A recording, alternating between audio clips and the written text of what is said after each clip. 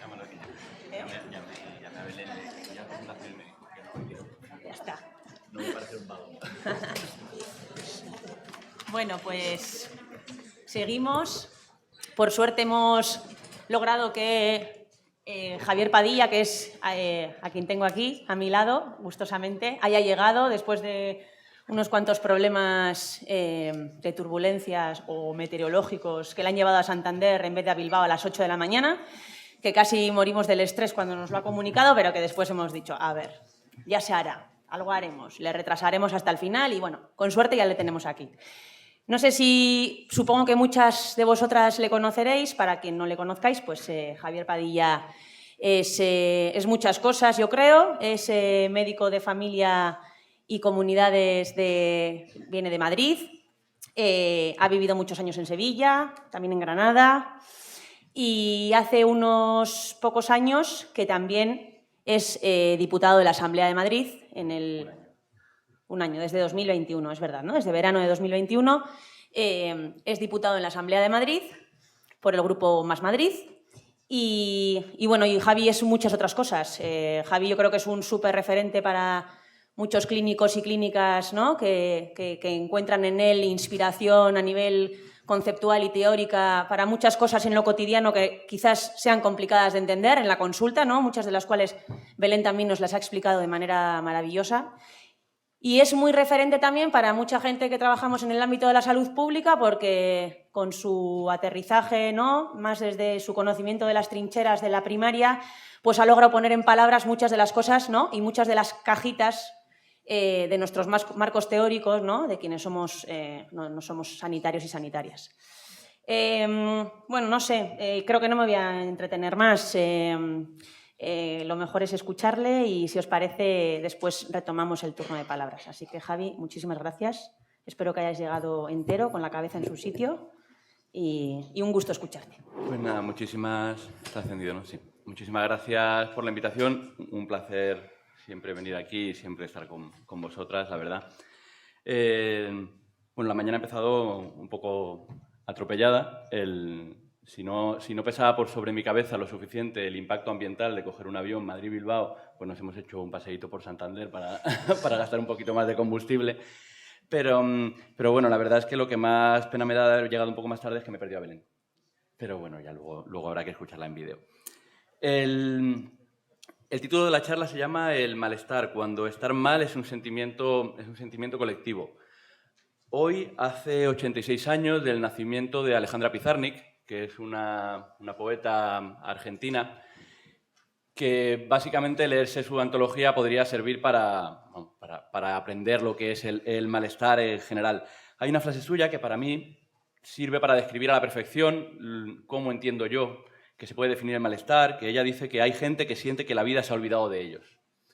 Creo que la vida olvidada de la persona puede servir para hablar de esto que es el malestar, que no sabemos muy bien definirlo, pero que está claro que está ahí, está en las conversaciones diarias, está en las vivencias cotidianas.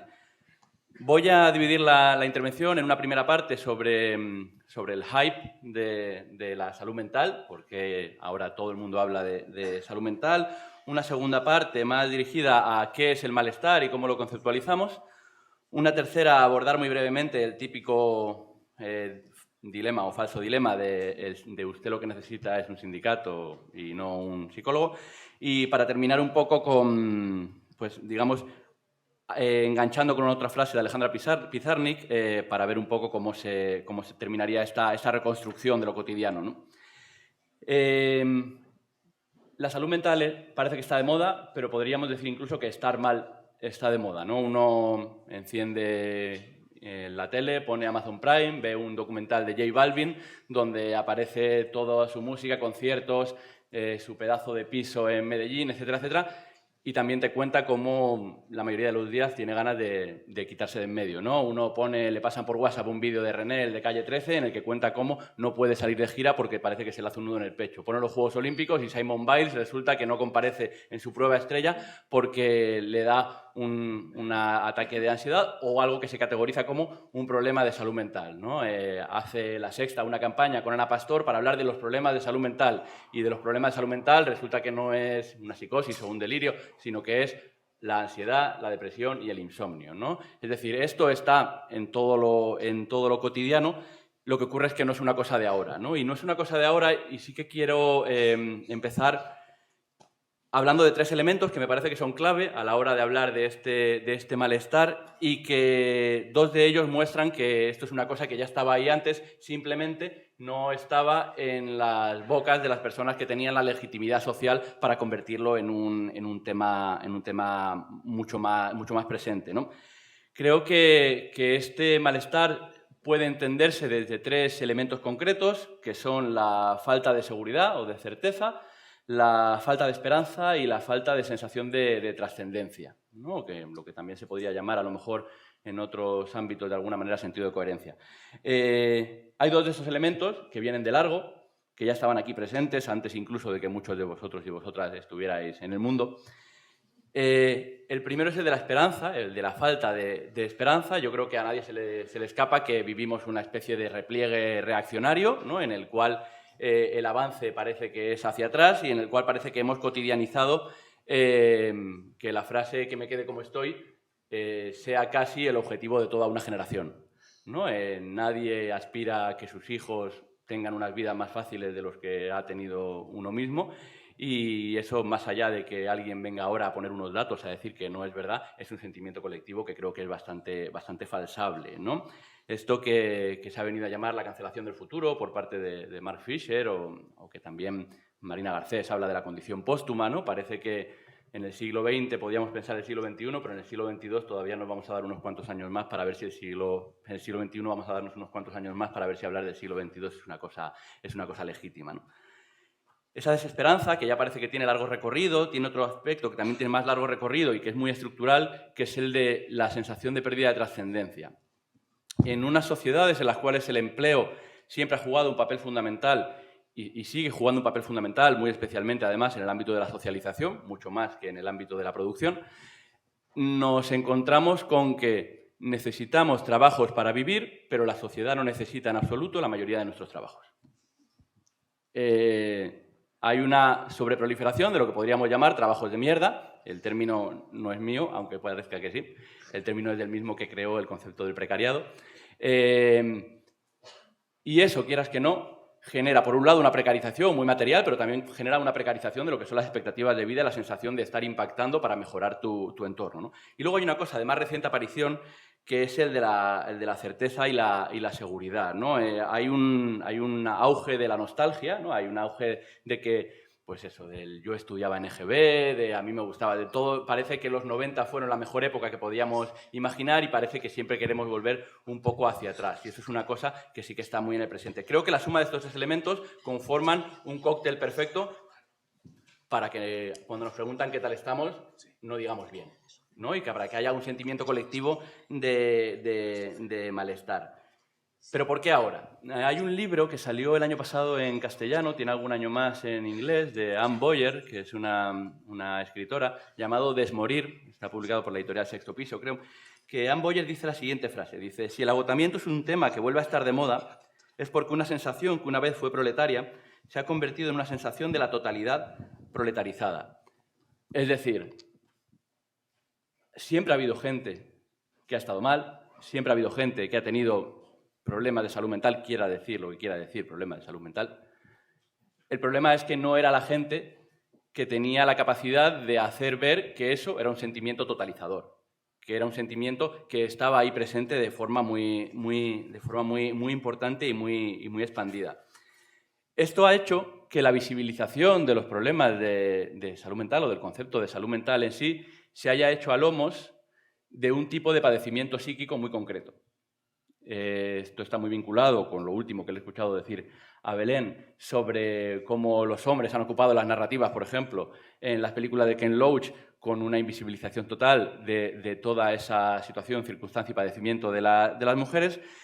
Ahora nos encontramos en un momento en el que más se habla de salud mental y, sin embargo, menos oímos a gente con trastorno mental grave salir en medios de comunicación. Se habla de salud mental, pero resulta que hay exigencias y reivindicaciones que se habían logrado hacer un hueco dentro incluso de la agenda política, como podía ser las auditorías de derechos humanos, la eliminación de las contenciones mecánicas, etcétera, etcétera, han pasado a un segundo plano porque ahora lo que importa es que todos tengamos un psicólogo en nuestra mesilla de noche. A veces de forma literal, mediante aplicaciones de estas que uberizan la atención, como puede ser Therapy Chat, ¿no? Esta visibilización, que creo que obviamente, y eso a nadie se le niega, tiene aspectos muy positivos, sin lugar a dudas, también ha supuesto que al desestigmatizar los problemas de salud mental, parece que lo hayamos hecho estigmatizando los problemas de salud mental de algunos que ya tenían problemas de salud mental que estaban ahí antes, ¿no? Esta visibilización, además, juega otro papel en lo que podríamos denominar la doble privatización de la salud mental, ¿no? Hay una privatización que es muy obvia, que es la de lo privado, lo íntimo. Al visibilizar, uno saca para afuera y al sacar para afuera lo politiza en el sentido de politizar, de polis, de sacar al ámbito de la ciudad y del discurso público.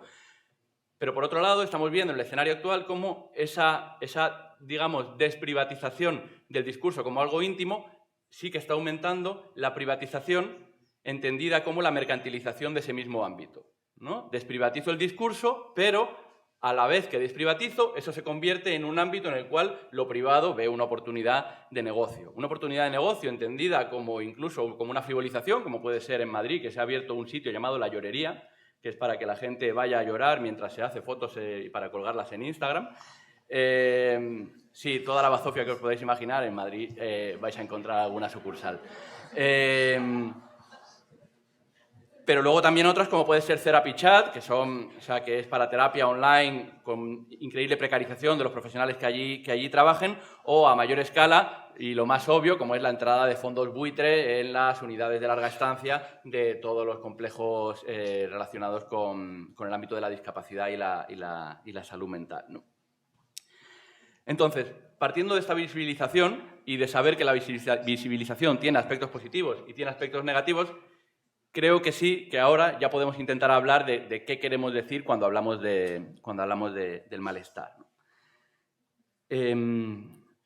A mí me gusta hablar del malestar como un concepto, digamos, paradiagnóstico. O sea, el malestar no es una enfermedad, pero a nadie que esté mal, si tú le preguntas si está sano, te va a decir que sí, ¿no? Es probablemente una de esas cosas que no se reflejan dentro de un listado de diagnósticos, pero que si a esa persona tú le preguntas cómo describe su salud, ¿no? Si le coges una variable de salud autopercibida, lo más probable es que te vaya a salir como salud mala o muy mala, incluso aunque no tenga ese icono muy grande de depresión o de diabetes o de infarto o de alguna de esas cosas, ¿no? Sin embargo, a pesar de ser un concepto tan poco definido, creo que es muy entendido. De forma que es un poco paradójico que no hay un consenso de expertos que defina qué es el malestar. Sin embargo, si alguien le dice a otra persona que tiene malestar, que se encuentra mal, que tiene desesperanza, etcétera, etcétera, va a saber lo que significa, ¿no? Porque su definición no se basa en el consenso de expertos, sino en la transversalidad de ese sentimiento. Una transversalidad. Creo que, aunque haya mucho énfasis en cómo se acumula en ciertas generaciones, creo que sí que ocupa cierta transversalidad, incluso etaria, y luego, si hubiera hueco, hablamos también de la perspectiva de género a ese respecto, ¿no? Pero es que, además, creo que, por eso mismo, podemos hablar de que el malestar es un mal de época. Cuando estábamos en pleno meollo de la primera ola de la pandemia, había quien barruntaba que los años 20 del siglo XXI iban a ser como los años 20 del siglo XX, los locos años 20, ¿no? Que después de una situación como la que habíamos vivido íbamos a salir con un sentimiento de época totalmente euforizante y con incrementos de gasto de dinero, con incremento de la euforia colectiva. Eso que fue ese sentimiento de época en esos años 20, que fue esa euforia, ahora mismo aquí la euforia ni está ni se la espera. O sea, la charla que estoy dando yo hoy no es la euforia como sentimiento colectivo, ¿no?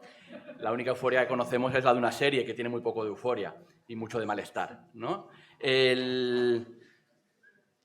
A ese respecto, creo que sí que tenemos que entender, entonces, que el malestar es una cosa que muy probablemente, cuando dentro de unos años, si esto sigue existiendo, se estudie los años 20 de los 2000, seguramente sea muy definitorio de muchas de las cosas que estén ocurriendo, ¿no? Esto era algo que pensaba antes de que casi tuviéramos una tercera guerra mundial, entonces ahora mismo, como podéis entender, es todavía como más adecuado, ¿no?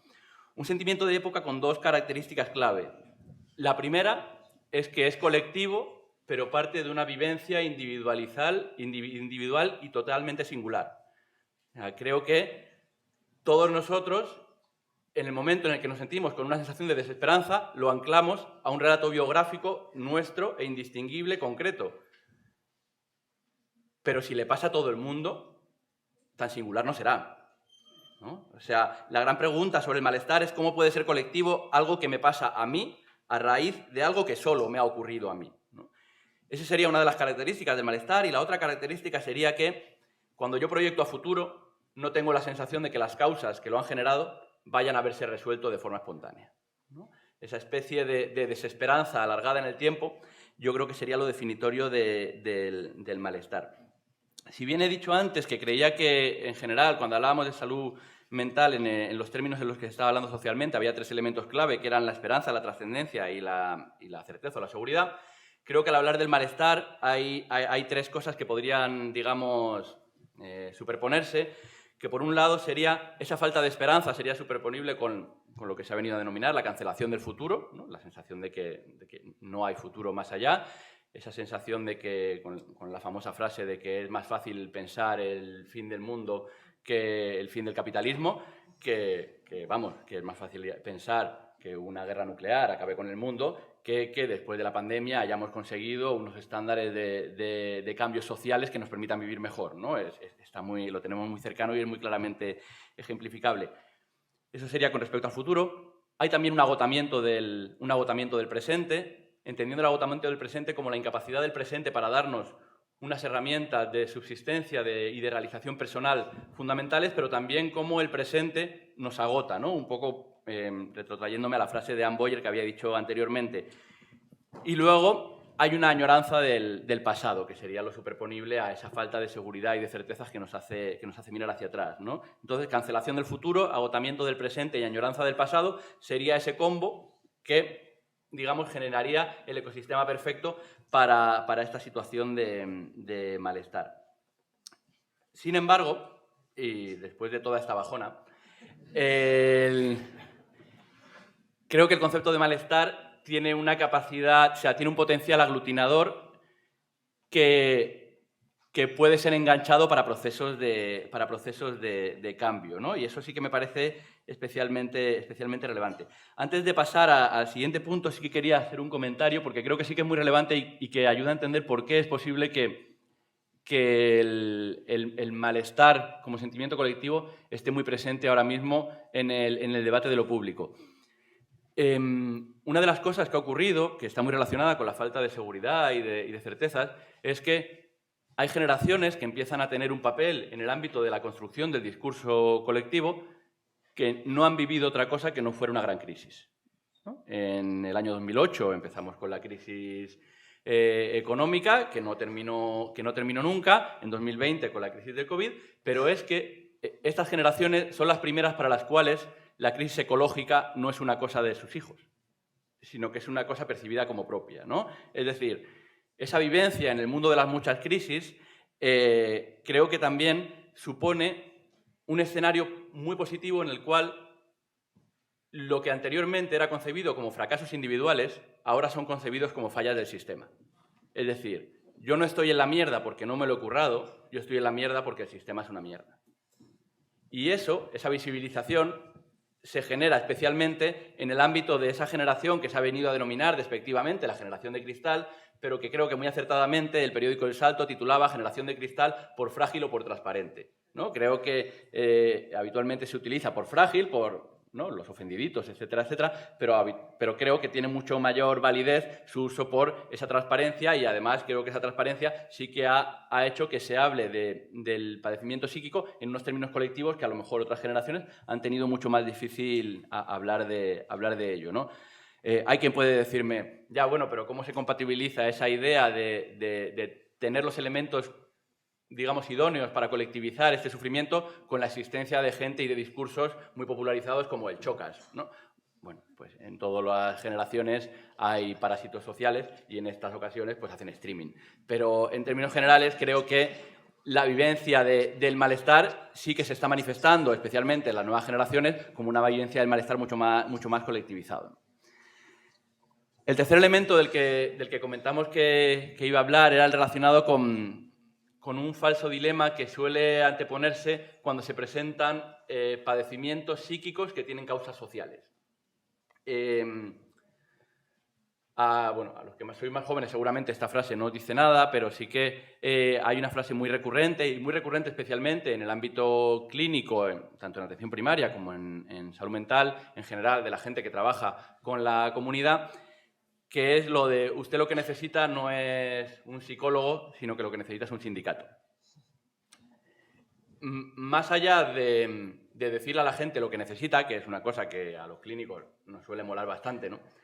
Esto es un ejemplo de falso dilema que creo que además el malestar debería servir para hacernos ver que no hay por qué abrazar toda cosa que tenga una disyuntiva entre medias.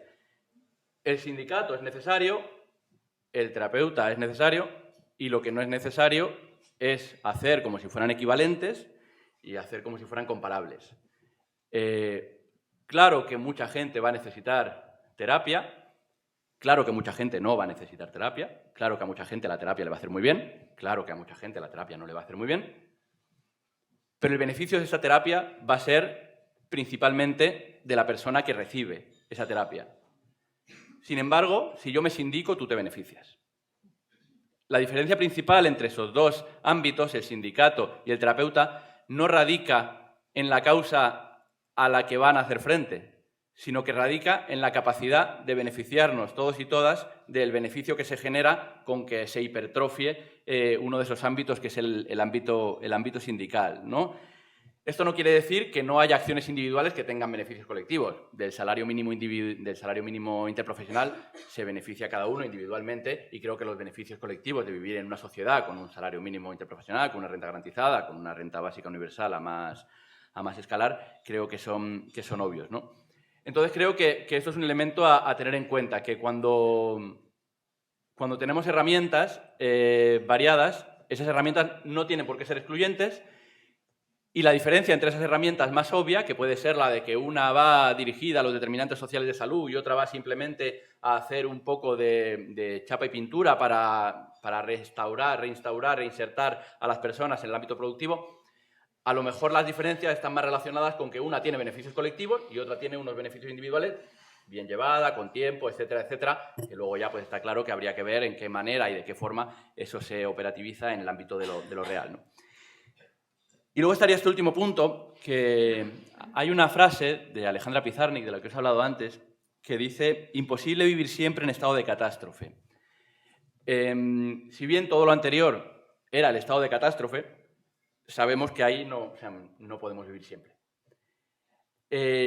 No podemos vivir siempre y es necesario trascender ese estado de catástrofe. Y para trascender ese estado de catástrofe hay una frase de Raymond Williams al hablar de lo que es la acción política radical, que habla de que es necesario hacer posible la esperanza y no hacer convincente la desesperación. Posiblemente en la primera parte de la intervención fuera muy fácil hacer convincente la desesperación, pero lo verdaderamente útil es que esa desesperación pueda ser una palanca para convertirse en esperanza, ¿no? A este respecto, creo que el concepto de malestar nos sirve mucho más que hablar de salud mental, que hablar de ansiedad, que hablar de depresión, que hablar de estrés, que hablar de otro tipo de cosas,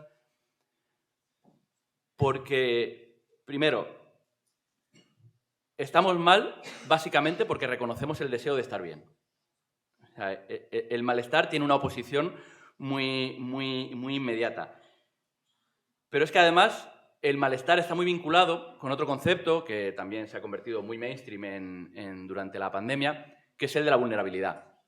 La vulnerabilidad generalmente solemos entenderla como fragilidad, pero etimológicamente la vulnerabilidad no significa eso. La vulnerabilidad significa la capacidad para ser transformados, o sea, para ser modificados, para modificarse para bien, para modificarse para mal, para modificarse para mejor, para modificarse para peor.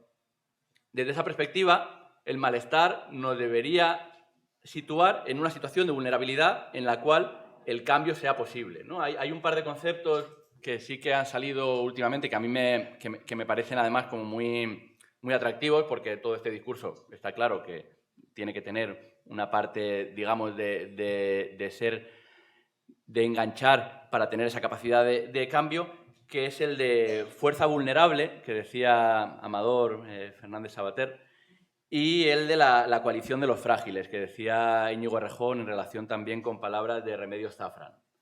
Creo que ese reconocimiento de vulnerabilidad, ese reconocimiento de fragilidad y el reconocimiento de que eso han de ser motores de ocupación del espacio público y de transformación social y política es impepinable y es imprescindible, ¿no? Entonces, digamos que para superar el estado de catástrofe, lo primero sería definir el objetivo, ¿no? Si bien hay un libro de Marco Sanz, que ahora mismo no recuerdo cómo se llama, La emancipación de no sé qué, publicado por ACAL, que dice que la enfermedad siempre se refleja en un absoluto de salud, ¿no? O sea, que la enfermedad tiene esa oposición, que cuando uno está enfermo lo que quiere es estar sano. En términos generales, por mucho que sean variables continuas, cuando una persona está verdaderamente enferma, no suele pensar a ver si estoy un poquito menos enferma o a ver si estoy enferma de otra cosa, ¿no? O sea, su anhelo es el de estar sano. El malestar a ese respecto, y pensando cuál sería ese absoluto en el cual se refleja, e intentando huir del término bienestar, que creo que es un término muy anclado al pasado, muy anclado a yo estudié EGB, muy anclado al estado del bienestar, muy anclado a construimos centros de salud en los años 80, muy anclado a ese tipo de cosas. Creo que el absoluto en el que se refleja es vivir mejor. Vivir mejor, que por un lado es un verbo, que el verbo refleja acción y refleja modificación, y por otro lado porque creo que es, el antídoto a la pulsión reaccionaria, ¿no? Los reaccionarios se diferencian de los conservadores en que los conservadores no quieren que nada cambie, pero los reaccionarios quieren que cambie, pero para atrás, ¿no? Pues bueno, vivir mejor es lo contrario a ser reaccionario. Vivir mejor sería ese que cambie, pero que cambie hacia adelante, ¿no? Pero además de ese vivir mejor y que cambie hacia adelante, si hemos dicho que el malestar es una especie de suma entre la pérdida de agencia, ¿no? La pérdida de capacidad para actuar y la desesperanza en pensar que el futuro va a ser una cosa mejor, entonces esa agencia hay que ganarla, de forma que no solamente nos basta con vivir mejor, sino que tenemos que vivir mejor dentro de un contexto de libertad, de ganancia de agencia, de libertad, y esa ganancia de agencia además tiene que ser libertad para con los otros, porque si decimos que el malestar es una cosa que nos ocurre colectivamente, la huida del malestar no va a ser una cosa de la que salgamos cada uno por nuestra cuenta, ¿no? De forma que a vivir mejor hay que sumarle la libertad relacional, que podríamos llamarla, ¿no? Y no hay nada que sea relacional que no consigamos si no es por medio de regímenes igualitaristas, ¿no? O sea, no hay nada que sea relacional que no consigamos sin justicia social, ¿no? Entonces, creo que al pensar la huida del malestar, estos tres elementos, vivir mejor, libertad relacional y justicia social, son los tres elementos en los cuales pivotar. ¿5 minutillos más tengo? Sí, vale.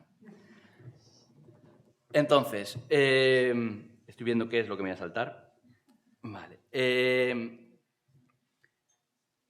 Meter aquí la justicia social no es solamente porque cada vez que hablo tenga que buscar una excusa para hablar de Nancy Fraser, que ahora os contaré quién es, sino porque creo verdaderamente que si el hype de la salud mental y la venida del concepto de malestar como aspecto, como terreno de juego desde el cual intentar pensar en cómo cambiar las cosas, si tiene sentido, creo que es para pensarse dentro de no de una huida de cada cual a su manera, sino desde un pensamiento verdadero de justicia social. En concreto, en el ámbito de la salud, porque además hay muchísima evidencia de que las sociedades más desiguales y las sociedades menos cohesionadas son sociedades con peor salud, en concreto son sociedades con mayor frecuencia de padecimiento psíquico, ¿no? Y aquí, al hablar de justicia social, yo siempre me anclo a Nancy Fraser. Nancy Fraser es una filósofa estadounidense que intenta huir de la idea de que la justicia y la justicia social es solamente un tema de redistribución económica y habla de que la justicia, mejor dicho, ella lo habla en negativo, habla de que la injusticia es básicamente la suma de 3 elementos. La suma de una mala distribución económica, con una falta de reconocimiento cultural, con una falta de representación política. Y diréis, ¿y cómo se aterriza esto en el ámbito de la salud mental? Bueno, la falta de una distribución económica está muy vinculada con la falta de tener unos recursos mínimos para nuestra subsistencia, ¿no? La falta de esa seguridad para saber que pasado mañana vamos a tener un salario, vamos a tener una renta, etcétera, etcétera. La falta de reconocimiento cultural está muy vinculada con la ausencia de de un papel trascendente dentro de nuestra sociedad que sea reconocido por nuestros iguales y que sea reconocido principalmente por quien tiene la batuta para reconocer esos derechos de reconocimiento cultural.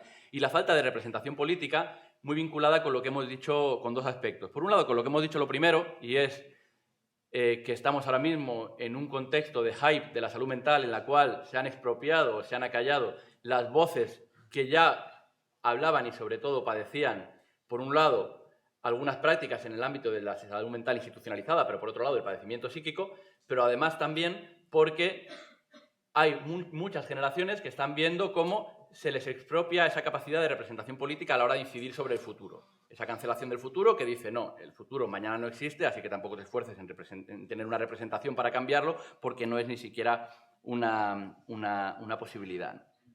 Y entonces, para terminar, si bien hemos dicho que los 3 elementos clave para pensar esta salida del malestar serían el vivir mejor, la libertad relacional y la justicia social, sí que creo que esto se debe aterrizar en conceptos concretos que sean aquellos conceptos que exijamos, por decirlo de alguna forma, y por los que trabajemos, ¿no? Hay una frase que leí el otro día de Mark Fisher que dice, no hay una cura privada para tus problemas. Ese malestar solo puede tratarse construyendo a su alrededor relaciones más potentes que las fuerzas que lo producen. ¿Cómo se construyen esas relaciones más potentes? Bueno, creo que el igualitarismo del que hemos hablado anteriormente está claro que tiene una dimensión cultural, pero tiene una dimensión que no puede ser negable, que es la de la renta. O sea, todas políticas que vayan encaminadas a redistribuir la renta, y estoy hablando principalmente de políticas muy vinculadas a rentas de cuidados, políticas vinculadas a renta básica universal, etcétera, etcétera, son políticas que además tienen bastante evidencia científica detrás sobre que lo primero que mejoran es la percepción individual de estrés y la percepción individual de sufrimiento psíquico. El segundo punto que me parece fundamental para construir alrededor relaciones más potentes que las fuerzas que producen nuestro malestar, lo tomo prestado de un libro que publicó Capitán Swing recientemente llamado Palacios del Pueblo, de un sociólogo llamado Eric Klinenberg, que dice que hay un aspecto fundamental dentro de las sociedades igualitarias que se llaman infraestructuras sociales. Las infraestructuras sociales son esos sitios en los cuales nos vemos obligados a relacionarnos con el resto de la gente. Son esas infraestructuras que tienen la capacidad para obligarnos a socializar y a generar sociedades más cohesionadas. Quienes tenemos hijos e hijas, muy rápidamente, cuando se nos habla de infraestructura social, yo creo que nos vemos recogiendo a nuestros hijos e hijas del colegio e interaccionando con el resto de padres y madres allí, ¿no? Pero esas infraestructuras sociales, básicamente, son parques, son bibliotecas, son centros educativos, son centros sociales. Esas infraestructuras sociales, básicamente, lo que quieren es huir de esa deriva del urbanismo que intenta que vivamos hacia adentro, ¿no? Yo no sé si sabéis lo que son los PAUs. Los PAUs son esos nuevos crecimientos urbanísticos en los cuales la gente sale de ellos en coche para ir a su oficina, a la cual llega en coche, y luego vuelve a su casa volviendo en coche y no ha pasado nunca por su barrio, por decirlo de alguna forma, y entre otras cosas porque no ha tenido ninguna necesidad, ¿no? Hay un tercer aspecto que es fundamental a este respecto, que sería el fomento del arraigo. No hay sociedades igualitarias y con libertad relacional y con justicia social si tus colegas cada 3 años tienen que cambiarse de barrio porque el casero les sube un 50% del alquiler. O sea, la capacidad de construir relaciones sociales fuertes, que sean más fuertes que las fuerzas que nos producen el malestar, se fundamentan en que tengamos la capacidad de no tener que andar más preocupado por dónde vamos a vivir dentro de 3 años que por cuáles son las relaciones sociales que estamos construyendo a día de hoy en nuestro día a día. Y luego un cuarto aspecto, que a lo mejor puede parecer que lo meto de clavo, pero es porque me he saltado la parte que estaba relacionada con esto, que es relacionado con las diferencias de género en el ámbito del padecimiento del malestar.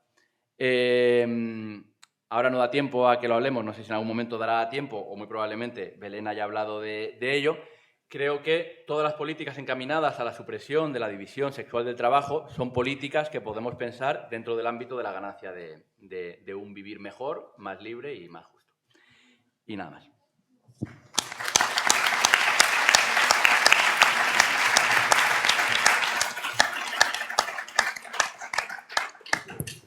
Bueno, Javi, muchísimas gracias. Como siempre, muy inspirador, muy interesante. No entiendo de dónde sacas el tiempo para todo lo que haces. Esto siempre es un enigma que nunca me has logrado resolver, pero bueno, lo dejaremos ahí. El misterio... Hoy me levanto a las 4:15 y estoy tan fresco, a lo mejor te doy una fruta. Esto lo explica en parte. Bueno, creo que merece la pena que dediquemos... estamos justitas de tiempo, pero no pasa nada. Que dediquemos unos minutos para comentar cualquier cuestión que queráis de la intervención de Javi o aquello que hubiera quedado pendiente de la intervención de Belén, porque ya veis que están muy relacionadas, lógicamente. ¿Alguien se anima? No veo, pero... Ahí hay una manilla levantada. Vale.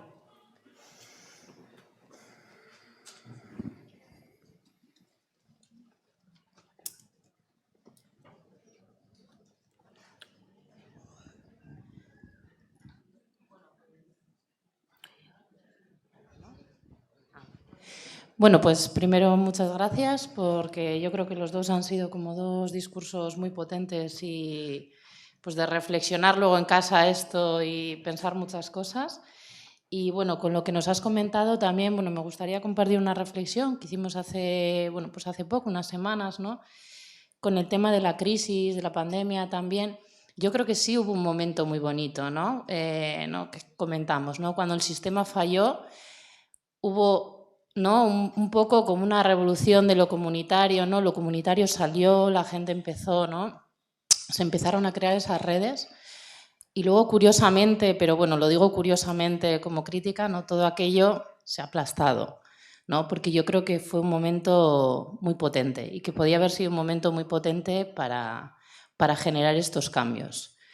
Y bueno, sin más, dejar aquí un poco esa reflexión porque, bueno, yo lo viví, yo soy también médico y bueno, yo vi un cambio en la relación diferente, ¿no? Y luego aquello cambió mucho. Y creo que ese cambio estuvo orquestado desde diferentes partes porque no interesó, ¿no? El empoderar, el dar también ese cambio a la atención primaria, ¿no? Porque... Bueno, no sé, no voy a decir el periódico. Bueno, aquí uno de los, cuando ya estábamos saliendo de la pandemia, uno de los artículos en primera plana en un periódico, pues fue cuánto cobrábamos los sanitarios, pues por estar expuestos al COVID, ¿no? Cuando todo el mundo estaba con el tema del empleo, ¿no?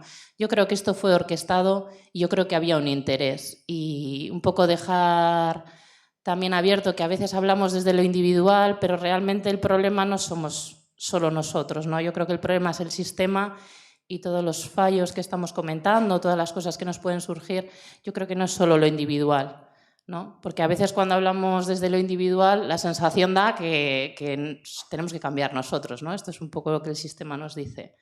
Y sin embargo, ¿no? Bueno, pues un poco esa reflexión. Bueno, yo creo que, por un lado, alguien formará parte del nosotros que tiene que cambiar, ¿no? Que eso también hay que ser conscientes de ello. Yo lo que sí creo es que en un contexto como el de la pandemia, en el cual en esos momentos, digamos, de reflorecimiento de lo comunitario se estaban dando con 900 muertos al día, o sea, y con un montón de gente con la empresa quebrando, en un ERTE en el mejor de los casos, etcétera, etcétera. Los cambios que se producen son cambios, los que se consiguen, digamos, los que consiguen hacer clic, son cambios que ya estaban preparados de antes, ¿no? Creo que es poco realista pensar que incluso en situaciones tan de shock como la vivida, se producen cambios que den la vuelta totalmente al sistema. Por ejemplo, con todos sus peros y todas sus trabas. El ingreso mínimo vital es una cosa que seguramente todavía no tendríamos si no hubiera habido una pandemia. Es una cosa que se llevaba trabajando muchísimo tiempo por parte de todos los colectivos que trabajaban políticas de renta. Pero si ese trabajo previo no hubiera estado hecho, ahí no habría ocurrido absolutamente nada, ¿no? De hecho, muchos grupos y colectivos que en esos primeros momentos de pandemia consiguen un resurgir de visibilidad e incluso de legitimidad social, todas aquellas llamadas trabajadoras esenciales, que si quitamos el colectivo de médicas y enfermeras son principalmente profesiones ultra precarizadas, con muchísima población migrante y por supuesto, generalmente ultra feminizadas. En cuanto acabó la pandemia, volvieron a su lugar de reconocimiento social que tenían previamente, ¿no? Lo más que se ha conseguido ha sido la aprobación, la ratificación del convenio de la OIT de las trabajadoras domésticas, pero eso estaba ahí, ¿no? Entonces, creo que en términos generales tenemos que ser conscientes de que los cambios tienen que pillarnos con el trabajo del cambio hecho, porque si no es muy difícil que nadie vaya a venir a hacer palanca y a decir, no, ahora la atención primaria. No, porque los determinantes estructurales que determinan que los recursos vayan a los hospitales, como son la intensificación de capital farmacéutico, diagnóstico, eso en el ámbito de la redistribución económica y todo el reconocimiento cultural que tienen por parte del sistema, eso sigue intocable, ¿no? Entonces, pues bueno, hay aplausos, pero los aplausos no redistribuyen poder, ¿no?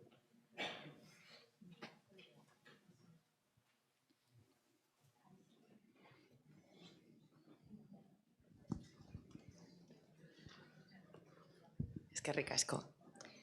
Bueno, enhorabuena, muchas gracias. Me ha gustado mucho tu intervención. La quería unir con la de Belén. Como has nombrado a Alejandra Pizarnik, que yo soy fan de Alejandra Pizarnik, de cuando yo era una niña me sentía como una anciana.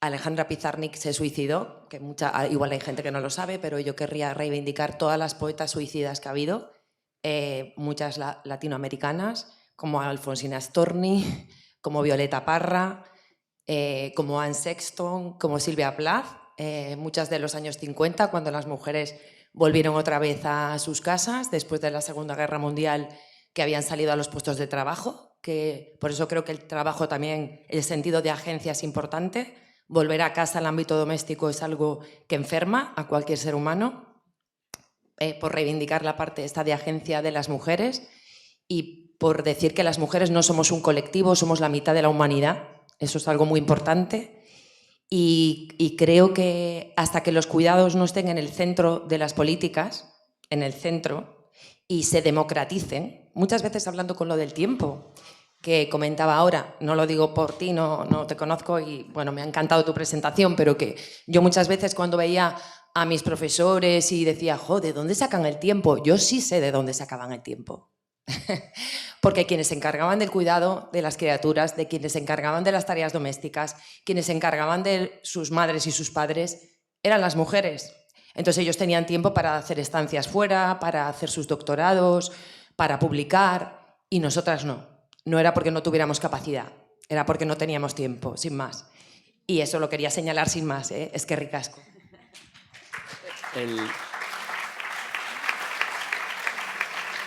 Alejandra Pizarnik se suicidó y además Alejandra Pizarnik tenía otra característica y que aunque no muy visibilizada, sí que parece que en algunos textos se refleja que era lesbiana. O sea, lo digo porque que es otro de los aspectos que además ahondan en esa invisibilización, ¿no? Con el tema de género, hay ayer Rocío Monasterio publicó no esperabais que hablara de Rocío Monasterio, de repente. Es que si os lo aviso, vais. Ayer Rocío Monasterio, la portavoz de Vox en la Asamblea de Madrid, publicó un tuit por el Día de la Seguridad en el Trabajo, en la cual salía ella con un casco de obra y un montón de trabajadores sin casco de obra ni nada, hablando de que el 95% de los accidentes de trabajo eran por parte de los hombres y que no iríais a la izquierda progre decir nada a ese respecto, ¿no? La cifra es mentira, el 95% de los accidentes de trabajo no son de hombres, el 95% de las muertes por accidente de trabajo sí que son de hombres, al menos en las estadísticas de los 2 últimos años, pero sí que refleja una cosa que a mí me parece muy relevante y que además yo, y aquí ya me pongo el sombrero de representante público, me parece que me interpela de forma muy directa, y es, o sea, existe un malestar masculino al cual la izquierda ha dado la espalda de forma tradicional, sin demasiado complejo. Y esto es una cosa que se ve de forma muy notable en las generaciones más jóvenes y que desde las fuerzas políticas más reaccionarias no tienen ningún problema en abrazar. Y abrazan mediante un marco que es totalmente cierto, y es el de los hombres viven 5 años menos, los hombres se suicidan 3 veces más, los hombres tienen el 95% de las muertes por accidente de trabajo. Lo que ocurre es que lo hacen invisibilizando la parte de las mujeres viven más años, pero viven con una menor calidad de vida, ¿no? De forma que los hombres viven más, pero las mujeres viven peor, y hay una parte de la vivencia, además de los hombres, que está a lomos de los cuidados de las mujeres. En el ámbito en concreto del malestar, yo sí que creo que desde posicionamientos políticos de progreso es necesario la reivindicación de una forma de ser hombre que se relacione más con reducirte la jornada para cuidar de tus hijos que con ser el que más horas echa en su curro. Y me parece que eso tiene que ser un punto, además, bastante central de la apuesta política, porque me parece que esa es una apuesta igualitaria radical, ¿no? Además, radical desde esa perspectiva de intentar alumbrar el futuro de esperanza y no de intentar convencernos de la desesperación, ¿no? Entonces, a ese respecto creo, y en concreto creo que tiene capacidad de transformación, incluso en lo que entendemos por malestar, porque creo que tiene una gran capacidad para redefinir roles, el cómo pensamos las acciones sobre esas masculinidades para que reducirse la jornada sea algo mucho más definitorio de ser hombre que, pues eso, que ser el que sale con los colegas o el que juega a la Play o a lo que se juegue. Creo que es algo verdaderamente importante donde nos van muchas cosas. Por cierto, mi hija se llama Alejandra, aunque espero que no acabe como Pizarnik.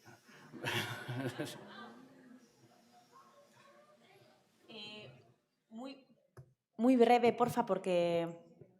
Sí, venga, pues la última pregunta y cerramos.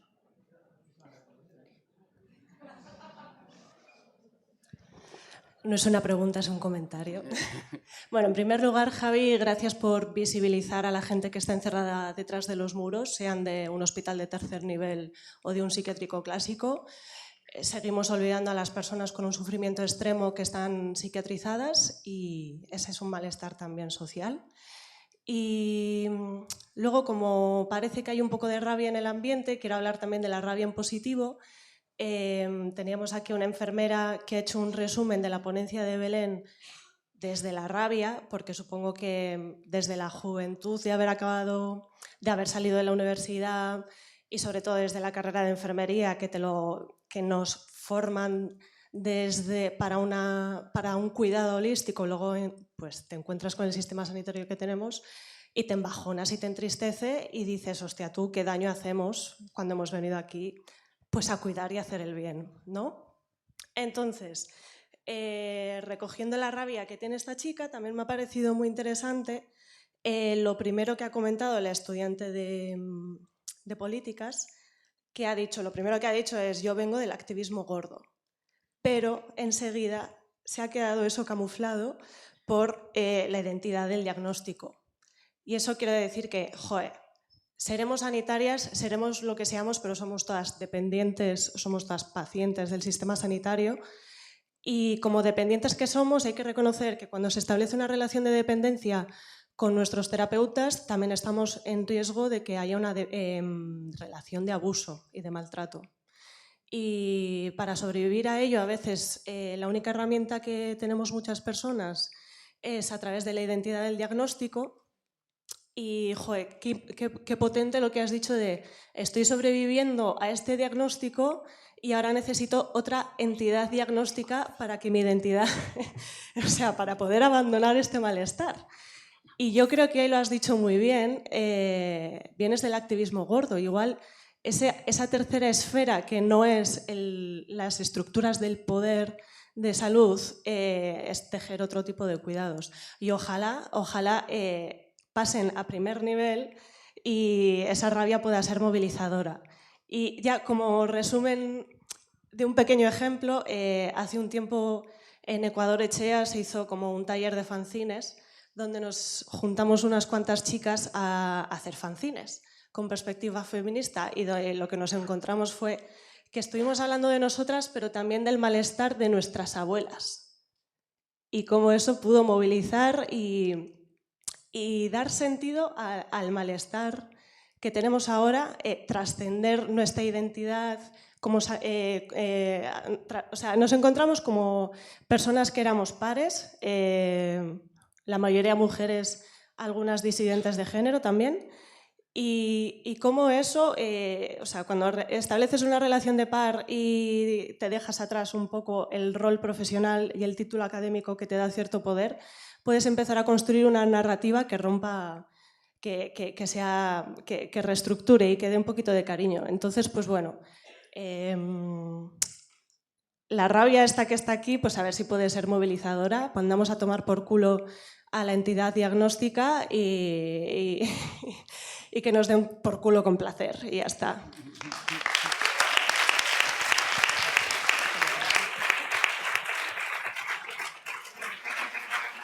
Bueno, Silvia, me ha costado reconocerte. Qué gusto verte. No creo que pueda haber un mejor cierre con las palabras más claras sobre mucho de lo que ha rezumado estas dos intervenciones y lo que habéis colaborado. Así que con un poco de pena, pero vamos a avanzar a la siguiente mesa. Javi, te invito a que te quedes. Tomo que vayan viniendo las personas que participan en la siguiente mesa, que es precisamente tomar el... ¿No? Ahora pasamos a la siguiente, ¿no? No hay descanso ahora, ¿no? No. Hay un run run. Hay un run run, pero bueno, digo, tomo el lazo de Nancy Fraser para precisamente ahora abordar ese reconocimiento político que también necesita el abordaje desde lo público, desde lo comunitario, desde lo procomún del malestar y de la salud mental. Y, por tanto, doy la bienvenida a las personas que van a participar en el siguiente conversatorio, que va a estar moderado, dinamizado por Andrea Gabilondo, y muchas gracias por la intervención de Javi Padilla.